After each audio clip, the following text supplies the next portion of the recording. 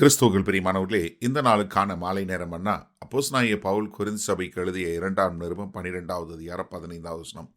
2 கொரிந்தியர் 12:15, 2 Corinthians 12:15. ஆதலால் நான் உங்களில் எவ்வளவு அதிகமாய் அன்பு கூறுகிறேனோ அவ்வளவு குறைவாய் உங்களால் அன்பு கூறப்பட்டிருந்தாலும் மிகவும் சந்தோஷமாய் நான் உங்கள் ஆத்துமாக்களுக்காக செலவு பண்ணவும் செலவு பண்ணப்படவும் விரும்புகிறேன்.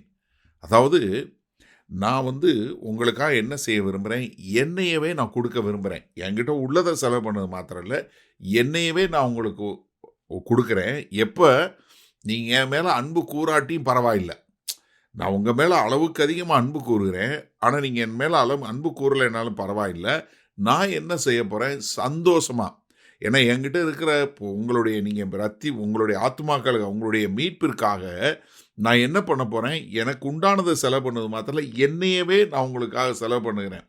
ஏன்னா கர்த்தராகிய இயேசு கிறிஸ்து யோவான் 9வது அதிகாரம் 10வது வசனம் 10வது அதிகாரம் 11வது வசனம் சொல்லும்போது, நானே நல்ல மேய்ப்பன் ஆடுகளுக்காக தன் ஜீவனை கொடுக்கிறான்.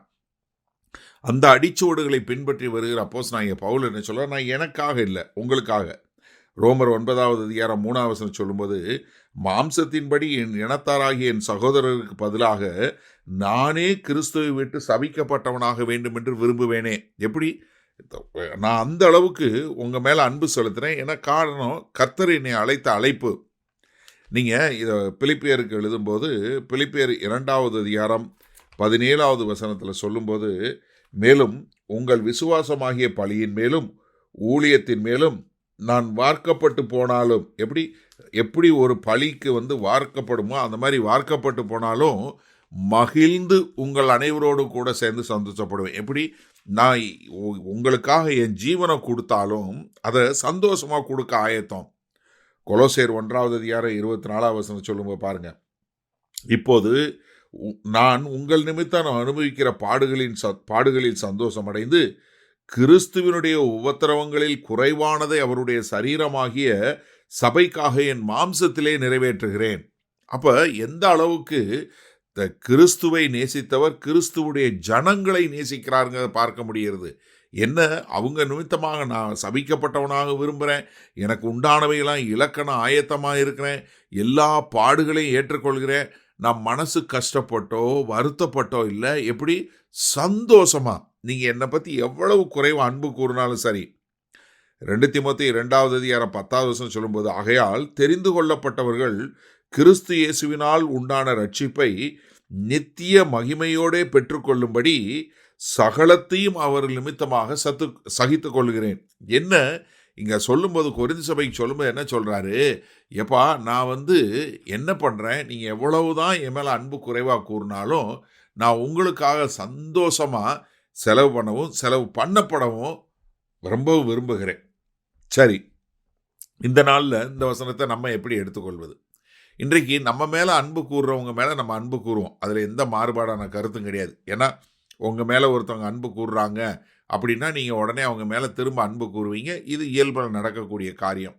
ஆனால் இங்கே அப்போஸ்தலனாகிய பவுலோட வாழ்க்கையில் என்ன பார்க்குறோம், தான் ஊழியம் செய்கிறாரு, ஆனால் அவர் மூலம் ரட்சிப்பை பெற்றவங்க என்ன பண்ணலை, அவர் மேலே அன்பு கூறலை, மாறாக இவர் என்ன சொல்கிறாரு, எப்பா நான் எனக்கு உண்டானதை செலவு பண்ணப்படவும் தயார். இப்போ நீங்கள் ஒரு நிமிஷம் யோசிச்சு பாருங்கள், நீங்கள் உங்கள் மூலமாக ஆண்டவரை ஏற்றுக்கொண்டவங்க, உங்கள் மூலமாக கர்த்தரை தெரிந்து கொண்டவங்க உங்கள் மேலே அன்பு கூறாமல் இருக்கும்போது நீங்கள் அவர்களுக்காக இன்னும் அதிகமான பிரயச்சத்தை எடுத்து அவர்களுக்கென்று இருப்பீங்களா? இந்த கோயிங் எக்ஸ்ட்ரா மைல் சொல்கிறோம் இல்லையா, இன்னொரு மைல் தூரம் அதிகமாக போய் அவர்களுக்கென்று ஒரு வாழ்க்கை வாழக்கூடிய ஒரு காரியம் செய்வீங்களா? இன்றைக்கி நம்மகிட்ட எத்தனை பேர்கிட்ட அந்த மாதிரி இருக்குது? நம்ம என்னென்னா, நம்மளை குறித்து ஒருத்தவங்க ஒரு சின்ன காரியம் சொல்லிட்டாலே நம்ம பயப்படுறோம், நம்ம அவங்க கூட வெறுக்கிறோம்.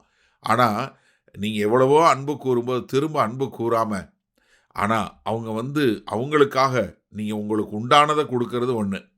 ஏதோ ஒரு சிலர் என்ன பண்ணுவோம், சரி போனால் போய் தொலை, இருந்தால் கொஞ்சம் காசு தானே போகட்டும் அப்படின்னு கொடுப்போம்.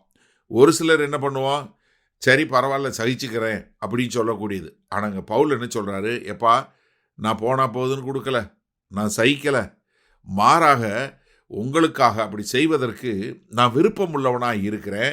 என்ன ரோமருக்கு எழுதும்போது என்ன சொல்லி எழுதுகிறாரு, நான் சபிக்கப்பட்டவனாய், அதாவது என்னுடைய ரட்சிப்பை இழக்கவும் தயார் என்று சொல்லக்கூடியதா. இது கர்த்தராகிய இயேசு கிறிஸ்துவனுடைய பின்படி.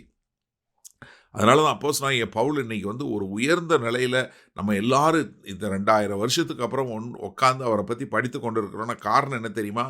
இயேசு கிறிஸ்து செய்தது போல தன்னை வெறுமையாக்கி தன்னுடைய ஜனங்களுக்காக தன்னையே அர்ப்பணித்த அந்த பாத்திரம் தான் அப்போஸ்தலனாகிய பவுல். அவரை போல வாழ நாம் கற்றுக்கொள்வோமா? வல்ல பிதாவே, இதோ என்னை பின்பற்றி வாங்கள் என்று கர்த்தராகிய இயேசு கிறிஸ்து சொன்னார். அதே போல் அப்போஸ்தலனாகிய பவுல் சொன்னார், நான் கிறிஸ்துவை பின்பற்றுவது போல என்னை பின்பற்றுங்கள்னு.